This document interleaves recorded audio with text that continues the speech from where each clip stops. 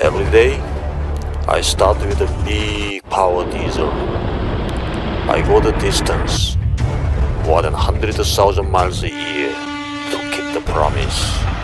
This is what I do. This is my life. I'm proud to stand alone. It's who I am. 디젤 집시. 안녕하세요. 반갑습니다. 디젤 집시입니다. 오늘은 락우드 몬타나에서 출발한 후 약 한 600마일 1000km를 남짓 달려서 조금 전에 도착한 곳은 노스다코다주 파고에 위치해 가지고 있는 플라잉 제이 트럭스탑에 조금 전에 도착을 했습니다. 파고는 인구 약 10만 정도 되는 노스다코다주에서 최대 도시입니다. 노스다코다주는 대한민국의 약 한 82% 정도 되는 그 정도 되는 사이즈인데요. 주 전체 인구는 약 한 70만 명밖에 되지 않고 사람이 얼마 살고 있지 않은 그런 주입니다. 오늘 몬타나 라구드에서 출발 후 약 한 600마일을 달려서 도착한 노스다코다 파고까지의 운행 구간이고요. 내일은 여기서 미네소타를 지나서 위스콘신까지 들어갈 예정입니다. 최종 목적지 캐나다 온타리오주 심코까지는 현재 위치 노스다코다 파고에서 약 한 1700km 하루 반 거리가 남아 있습니다.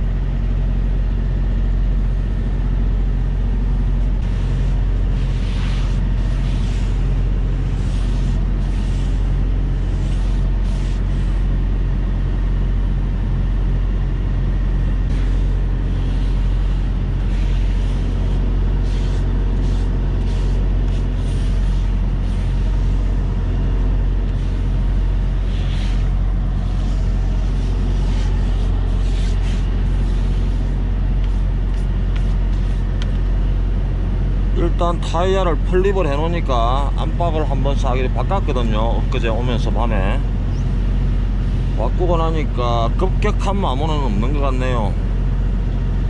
일단 이 상태로 회사까지 가는 데는 지장이 없을 것 같습니다. 타이어 이것도 회전 방향이 있거든요. 일축 같은 경우는. 그러니까 원래 이쪽 면이 바깥에서 앞으로 굴려야 되는 거죠. 그러니까 요 타이어가 이렇게 반대로 이렇게 돌아야 되는 거죠. 그 회전 방향을 살짝 바꿔 놓으니까 처음에는 핸들이 조금 떨더라고요. 그런데 어제 한 오후쯤 되니까 떨림이 점점 이렇게 줄어들더라고요. 타이어가 회전하는 방향으로 요 밑바닥에 뭐 결이 생길 거 아닙니까? 그 이제 계속 반대쪽으로 회전을 하다가 이제 결이 이제 그 타이어 결이 이제 반대로 이렇게 바뀌는 과정이겠죠. 그래서 이제 핸들 떨림도 많이 잡히기는 잡혔습니다. 핸들 떨림 잡혔다고 정상이 아닙니다.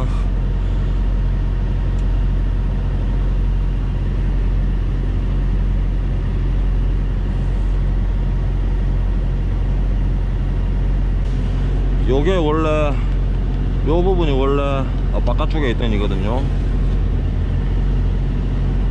타이어를 장착해 놓고 나면 크게 표가 안 나.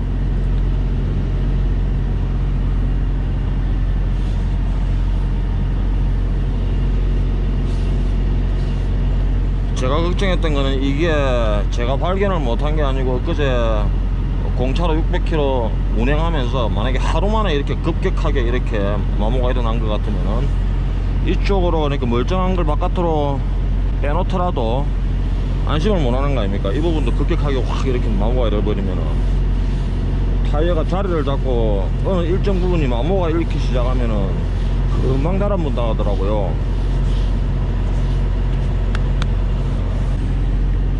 일단은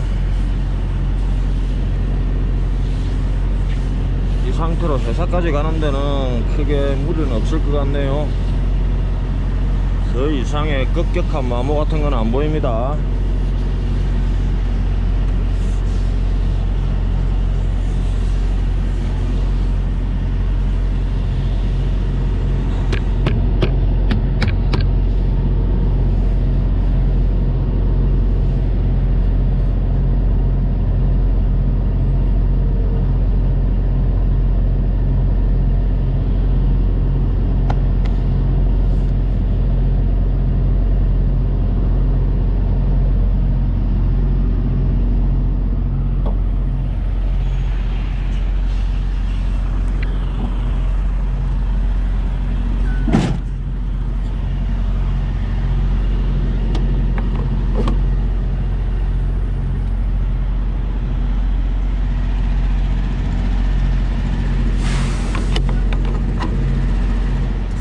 출발하기 전에 모닝커피나 한 잔 내리가지고 향긋하게 출발을 해보렵니다. 아우, 제가 이렇게 멍청한 줄 엊그제 알았습니다.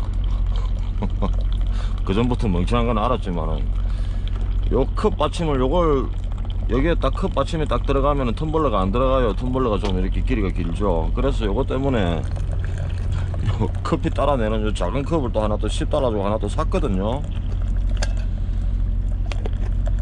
그런데 어느 분이 요 커피 머신 모드만은 댓글에다가 밑에 컵 받침을 빼면은 들어가겠는데요 라는 거라.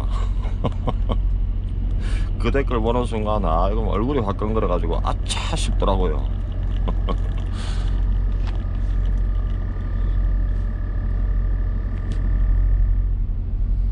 한 3분 걸려서 커피도 다 내려왔습니다.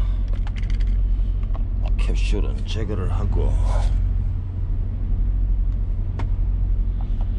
이게 사용을 해보니까 요 위에 뚜껑 부분에 여기 습기가 막 차더라고요. 습기를 좀 싹싹 잘 닦아갖고 잘 말려야 되겠더라고요. 저 같은 경우는 하루에도 한 두세 번씩 자주 사용을 하기 때문에 곰팡이 쓸 일은 없지만은 한 잔 내려 드시고 조금 한 하루 이틀 정도 안 쓰고 그럴 때는 날이 온도가 높고 그러면은 곰팡이가 차겠더라고요. 건조를 잘 해가지고 보관을 해야 되겠더라고요.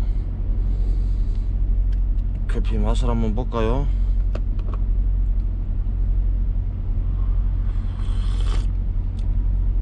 아우, 이거 하나는 진짜 잘 산 것 같습니다.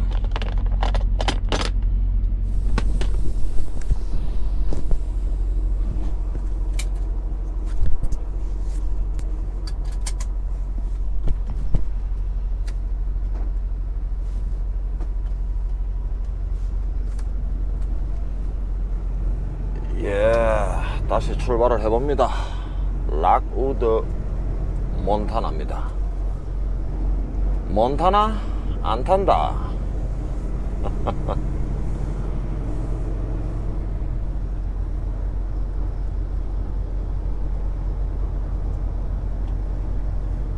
아우, 이 트럭 스탑에는 라이브 스톱 트레일러가 너무 많아요. 몬타나에도 소를 많이 키우죠. 저 보십시오. 전부 다 라이브 스톡 트레일러지 않습니까? 라이브 스톡이라고 살아있는 소, 돼지 그런 것들 도살장으로 이동하는 그런 트레일러를 라이브 스톡 트레일러라 그러거든요. 그 라이브 스톡 트레일러 때문에 소똥 냄새 때문에 창문을 못 열어놔요. 지금이 딱 에어컨도 틀지 않고 딱 창문 열어놓고 자면은 딱 시원하게 딱 그런 날씨거든요.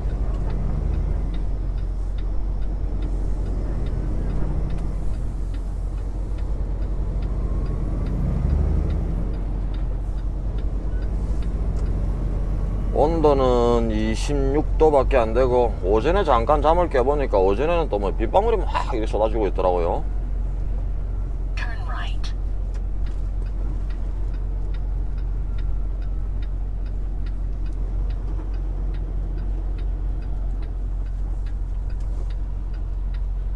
오후 되니까 햇살이 살짝 올라오네요.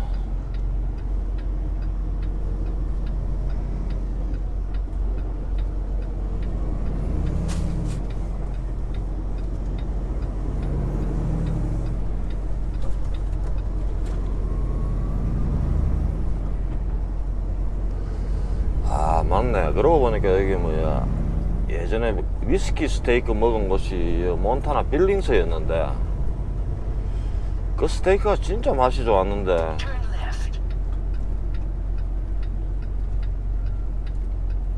전에 제가 한번 영상에서 한번 말씀드렸을 겁니다.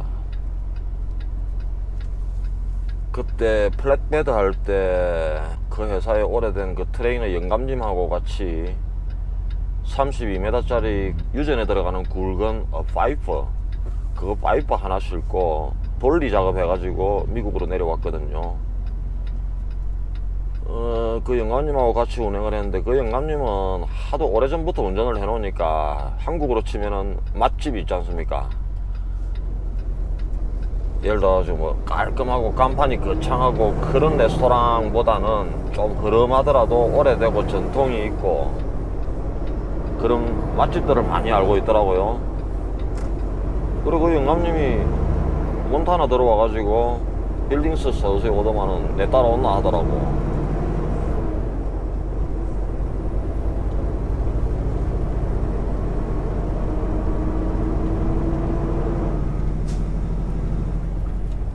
그래, 그 리차드 같은 그 영감님 이름이 리차드였는데, 리차드는 트럭 스탑도 뭐 기름만 넣으러가지, 기름만 파일럿 플랑제이에 기름만 넣으러가지, 잠은 또 파일럿 플랑제이에서 안 자더라고요. 자기 머릿속에 있는 예전에 있던 그 트럭 스탑들 있지 않습니까? 그런 데만 찾아다니고 있는 겁니다.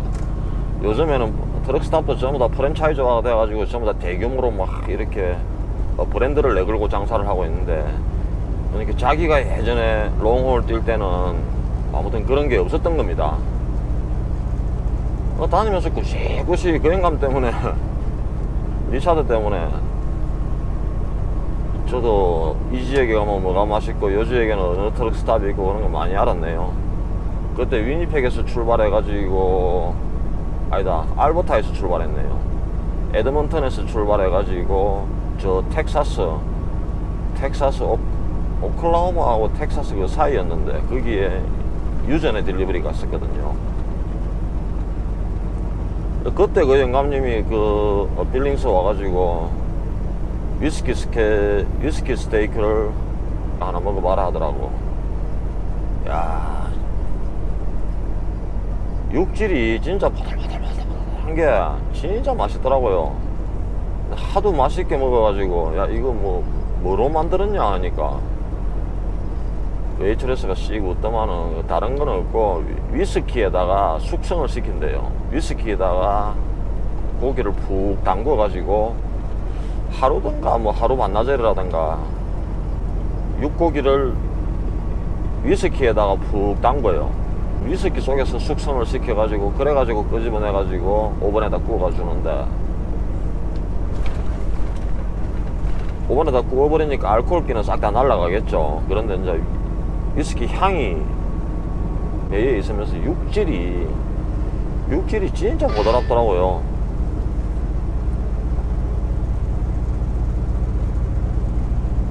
몬타나 빌링스 오면은 그 집이 생각이 나네요. 그 집이 저 빌링스 아마 웨스트 쪽에 있는 자그마한 트럭 스탑인데 지금 찾아가라면 찾아갈 수 있을지가 모르겠네. 하도 오래전 세월이 돼가지고.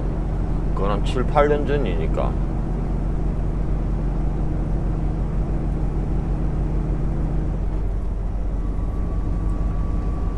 이렇게 저는 또 다른 하루를 시작을 해봅니다.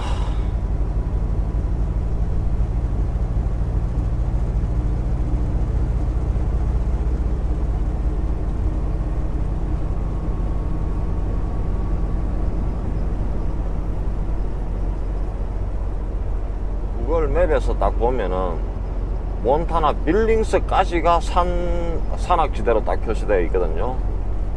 빌링스에서 이스트로 딱 벗어나자마자부터 거기서부터는 그냥 평지입니다. 평지. 이제 힘든 코스는 다 지나갔습니다. 이제는 보리밥은 끝이고 쌀밥이 시작됐습니다.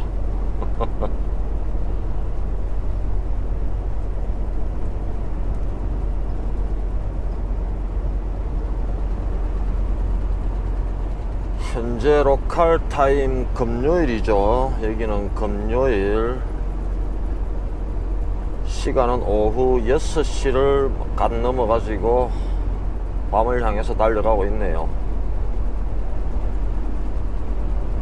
아직까지는 몬타나입니다. 몬타나 이스트 방향으로 열심히 달려가고 있습니다.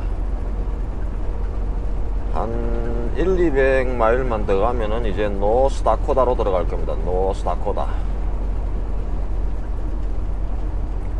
몬타나, 노스다코다 이쪽은 인구가 그렇게 많이 사는 곳이 아니죠. 와이오밍이든지 네브라스카든지.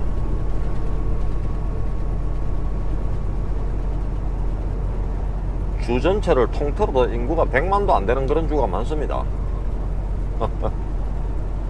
그 반면에 캘리포니아 같은 저런 주는 한 개 주 안에서만 3,500만이 살고 있다고 이야기를 들은 바가 있고요.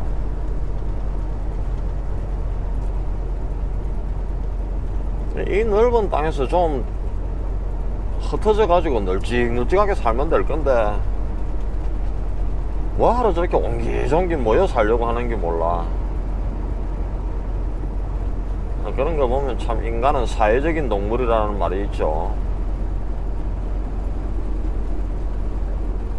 그리고 혼자서는 살 수 없는 세상이다 보니까 다 이렇게 거미줄처럼 얽히고 설켜가지고 삶이 이루어지니까 자기가 직장 생활하는 것도 그렇고 주변에 또 생활 편의 시설이라든지 그런 쇼핑센터 같은 그런 것도 가까이 있어야 되고 그렇다 보니까 그런 게 사람이 적게 사는데 시설이 갖춰질 수가 없지 않습니까? 충분히 공감은 하고 이해는 하면서도 좀 널찍널찍하게 살았으면 좋겠다 싶은 그런 생각이 가끔씩 들기는 합니다. 모르는 바는 아닌데 지금 캐나다의 전반적으로 경기가 상당히 많이 침체돼 가지고 있습니다. 침체된 지가 한 4, 5년 정도 됐거든요. 경기가 회복할 기미를 안 보이고 있습니다. 캐나다가. 그나마 캐나다 경기가 조금 유지가 되는 게 미국 경기가 호황이다 보니까 미국 경기에 더불어서 캐나다도 조금씩 이렇게 끌려가는 그런 느낌 때문에 그나마 유지가 되고 있는 것 같아요. 전에 제가 한번 말씀드렸는데 캐나다의 전반적인 경기 현황을 앞에서 끌어당기는 견인차 역할을 하는 그런 주가 알버타 주거든요. 알버타 주가 캐나다 주 중에서 아마 1인당 소득도 가장 높은 주이거든요. 알버타의 주 소득원이 오일 샌드 유전에서 나오는 그런 소득이었는데 최근 몇 년 사이에 국제 유가가 많이 하락을 했죠. 그 바람에 오일 샌드 유전 사이트들이 셧다운을 다 해버렸어요. 그래가지고 유전에 관련된 그런 업을 하시는 분들, 유전이라고 딱 유전 그것만 딱 있는 게 아니지 않습니까? 그죠? 유전에 들어가는 각종 철골 구조물, 그런 구조물을 만들기 위해서 용접사들, 페인트 공들, 그리고 그 현장에 들어가는 뭐 식자재, 부식, 각종 잡자재부터 해가지고 사람이 굉장히 많이 필요하죠. 그 사람들이 다 레이오버 됐다는 소문을 몇 년 전부터 들었거든요. 레이오버라고 해고입니다. 해고.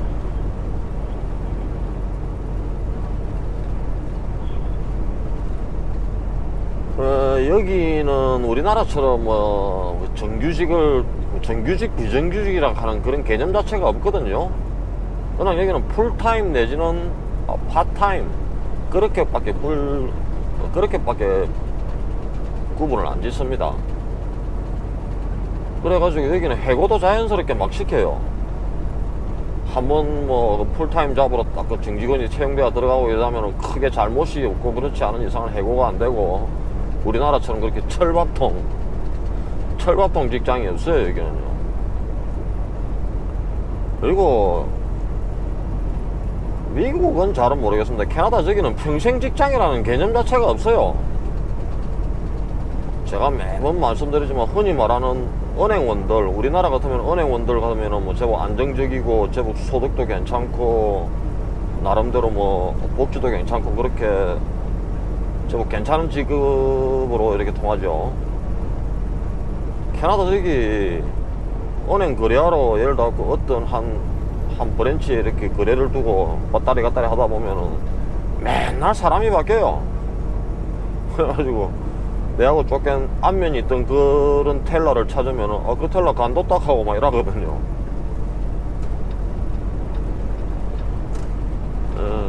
은행원들이 조금 박봉인 것도 있어요. 캐나다 저기 최저임금이 주별로 조금씩 다른데 브리티시 콜롬비아 주가 아마 시급이 제일 쌀 거예요. 아마 지금 12달러 뭐 50인가 60인가 밖에 안 되는 걸 알고 있고, 알버타가 한 3달러 14달러 정도 되나?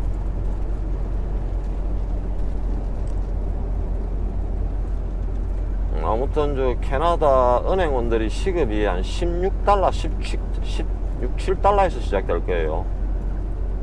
이게 조금 경력이 있는 사람들은 8, 9달러.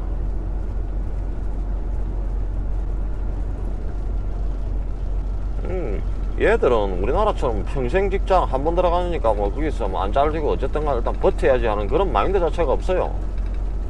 그냥 좀 다니다가 마음에 안 들면 그냥 뭐 간둬버리고